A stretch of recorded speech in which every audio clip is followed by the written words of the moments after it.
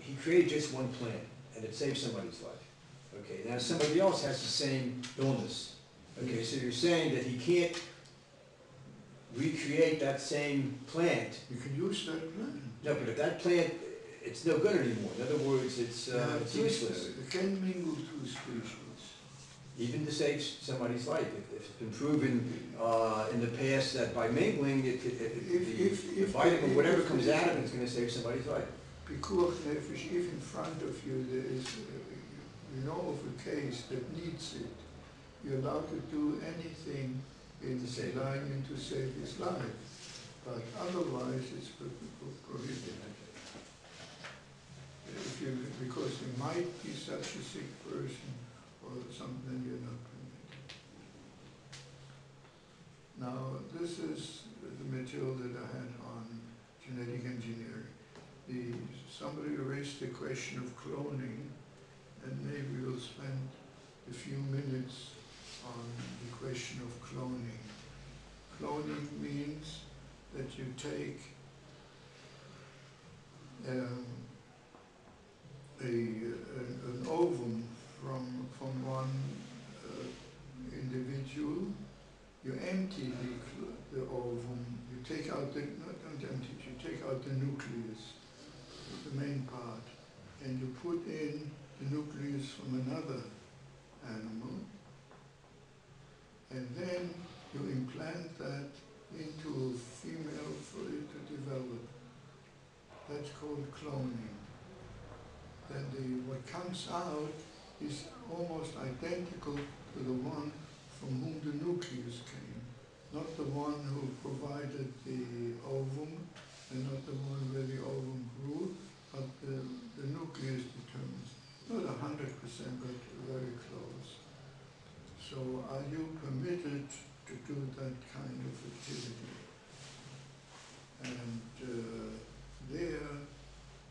for human beings, even though it isn't practical yet, but there are a number of important reasons why this is forbidden as far as a human being is concerned. And the prohibition is for a number of reasons. Number one, that you produce a creature which has no parents. And you're producing an orphan, so to speak. And that is forbidden as an unkind activity.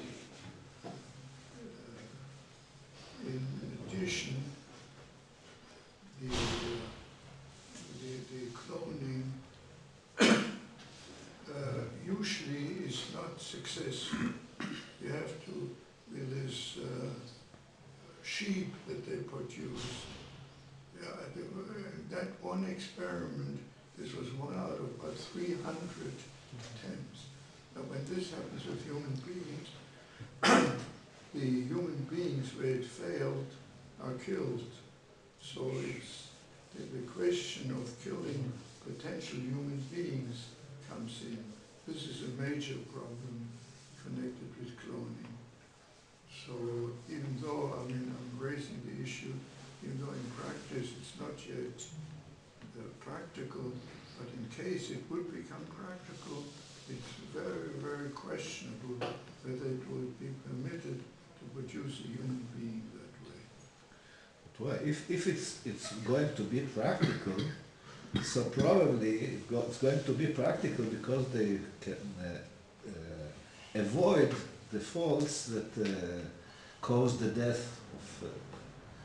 So exactly, that's a hypothetical question. If it could really come to that stage, then the only prohibition would be that you're producing, that's not the only one, but one reason is you're producing an orphan, and number two, that the joining of man and woman to reproduce is a major part of the creation plan. Man was meant to be the result of, a human being was meant to be the result of the joining of male and female, of their uniting and becoming like one organism. And that you avoid by doing cloning. that to my mind is a major deficit in the cloning procedure, that you're undermining the major element in the creation program. If you're interested, you can give next week a shiur on cloning. According to you, if artificial insemination wouldn't be good, because it's not joining the man and woman together. Genes, the same as If it's from the the husband native sheep. and wife, Yeah, It's like the sheep, yeah. the same sheep as before. No, it's a husband and wife, even that, it's not done the normal way. right, it's not the normal way, and therefore they try to come close to it, but It's most permitted, other according. authorities are forbidden, but most authorities permit it because it's so close to it. I mean, it's done today, it's done in, But if you want, we can have a shiur on that, on the subject okay. of cloning and artificial insemination. Is that what you want for next week?